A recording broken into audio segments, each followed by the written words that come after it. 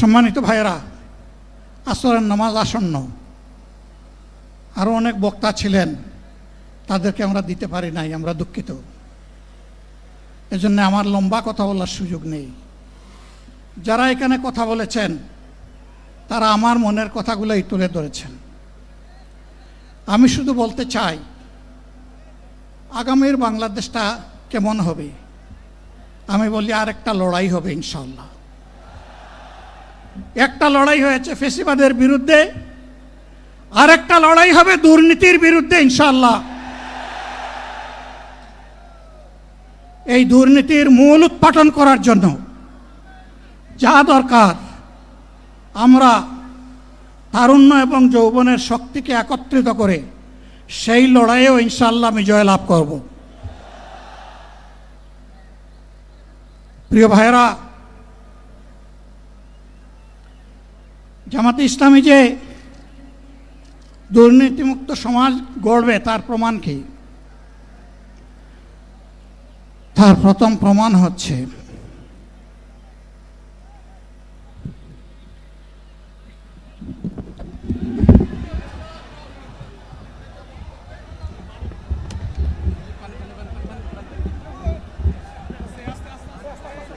আপনারা অবস্থান করুন যার যার জায়গায়। আপনাদের সবকিছু দেখার স্থান পরিবর্তন করবেন না, সবাই জায়গায় থাকেন, সবাই তার নিজ নিজ জায়গায় অবস্থা গ্রহণ করেন, সবাই তার নিজ নিজ জায়গায় অবস্থান গ্রহণ করেন। আপনারা নিজ নিজ জায়গায় থাকুন, প্রয়োজনীয় দিক নির্দেশনা দেওয়া হবে। আপনাদের উত্তেজিত উদ্বেলিত হওয়ার কোনো কারণ নেই।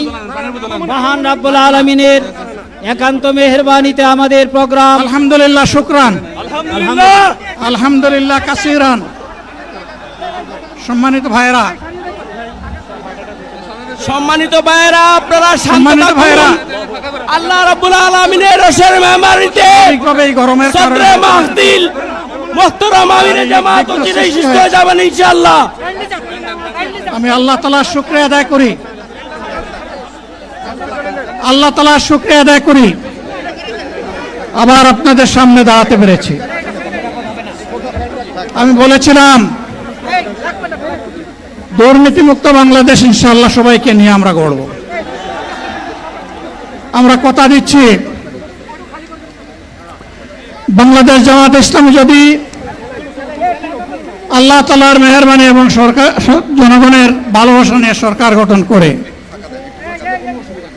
তাহলে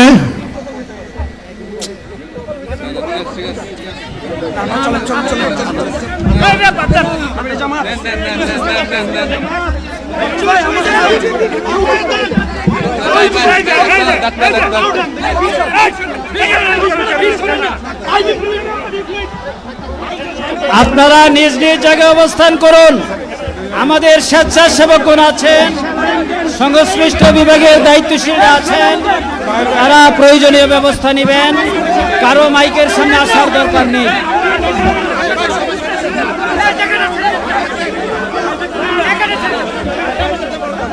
আপনারা অবস্থান করুন নিজ নিজ জায়গায়।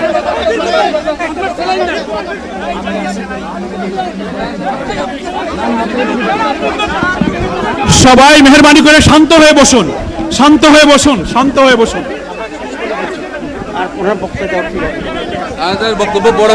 আপনারা সকলে আমিরে জামাত একটুখানি অসুস্থ হয়েছেন, গরমের কারণে হয়েছে, কিন্তু উনি বারবারই চেষ্টা করছিলেন বক্তব্য দেওয়ার জন্য। ডাক্তাররা বলছেন ওনার আর বক্তব্য রাখা ঠিক হবে না। ওনার যে বক্তৃতা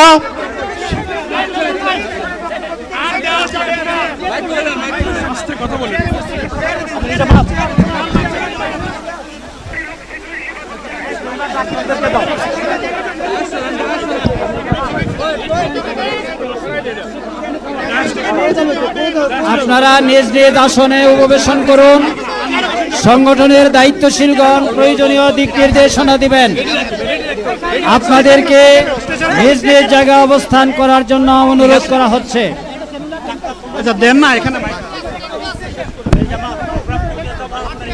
আপনাদের এই ড্রোনগুলো আলহামদুলিল্লাহ আলহামদুলিল্লাহ। আরে আল্লাহ যত সময় হায়াত দিচ্ছেন, আল্লাহ যত সময় হায়াত দিয়েছেন তত সময় মানুষের জন্য লড়াই করবো ইনশাআল্লাহ।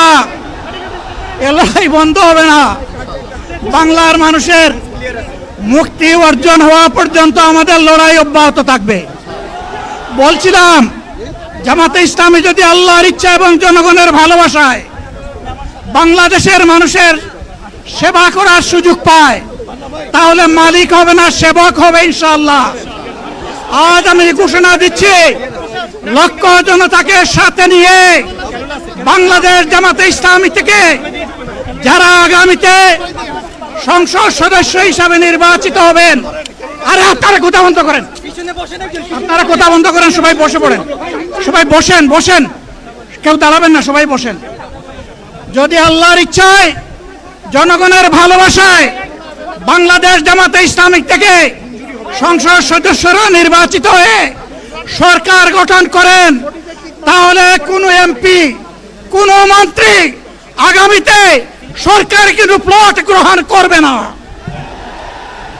কোনো এমপি এবং কোনো মন্ত্রী ট্যাক্সবিহীন কোনো গাড়ি চড়বে না।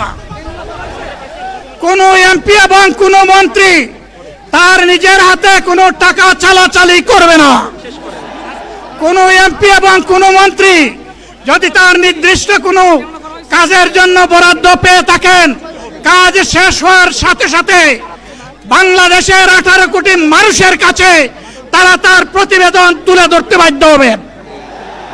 সম্মানিত বন্ধুগণ, চাঁদা আমরা নিব না, দুর্নীতি আমরা করব না, চাঁদা আমরা নিতে দেব না, দুর্নীতি আমরা সহ্য করব না। এই বাংলাদেশটাই আমরা দেখতে চাই। যুবকদেরকে আমরা স্পষ্ট ভাষায় বলতে চাই, বন্ধুগণ তোমাদের সাথে আমরা আছি। আমি আজকে জামাতের আমির হিসাবে এখানে কথা বলতে আসিনি। আমি এসেছি বাংলাদেশের 18 কোটি মানুষের একজন হয়ে কথা বলতে। আমি শিশুদের বন্ধু, আমি যুবকদের ভাই, আমি বয়স্কদের সহযোদ্ধা, আমার বোনদের আমি ভাই। সুতরাং তাদের মুক্তির জন্যই আমি দায়িত্ব নিয়ে আজকে এখানে দাঁড়িয়েছিলাম। আল্লাহর ইচ্ছা শরীর আমাকে সাময়িকভাবে সহযোগিতা করে নাই, এটাও আল্লাহর ইচ্ছা যে এখন আল্লাহ আমাকে কথা বলার সুযোগ দিচ্ছেন। আমি বলতে চাই, বাংলাদেশের নির্দিষ্ট কোন শ্রেণীর মুক্তির জন্য আমাদের এই লড়াই নয়। রাস্তার একজন পরিচ্ছন্নতা কর্মী, চা বাগানের একজন শ্রমিক, রক্ত পানি করে ঘাম জড়ানো আমার একজন রিক্সা চালক ভাই মাঠে ময়দানে বাংলাদেশের মানুষের মুখে যারা এক মুঠো ভাত তুলে দিতে চায়, আমার সেই কৃষক বন্ধুটি, আমি তাদের হয়ে আগে মুক্তি দিতে গিয়ে যারা জীবন দিয়ে শহীদ হলো, আমি তাদের একজন হতে পারলাম না। আপনাদের কাছে দোয়া চাই, ইনসাফের ভিত্তিতে একটি দেশ গড়ে তোলার জন্য আগামীতে যে লড়াই হবে, আমার আল্লাহ যেন সেই লড়াইয়ে আমাকে একজন শহীদ হিসাবে কবুল করেন। সম্মানিত বন্ধুগণ, আমাদের প্রিয় শহীদ নেতৃবৃন্দ 2006 সালের 28 অক্টোবর থেকে শুরু করে পল্টন গণহত্যা, শাপলা গণহত্যা, সারা দেশের গণহত্যা, পিলখানার গণহত্যা, 24-এর গণহত্যা, এই গণহত্যা যারা করেছে তাদের সকলের বিচার বাংলাদেশের মাটিতে নিশ্চিত করতে হবে। এদের বিচারের দৃশ্যমান প্রক্রিয়া শুরু না করা পর্যন্ত পুরানা ব্যবস্থাপত্রে বাংলাদেশ আর চলবে না।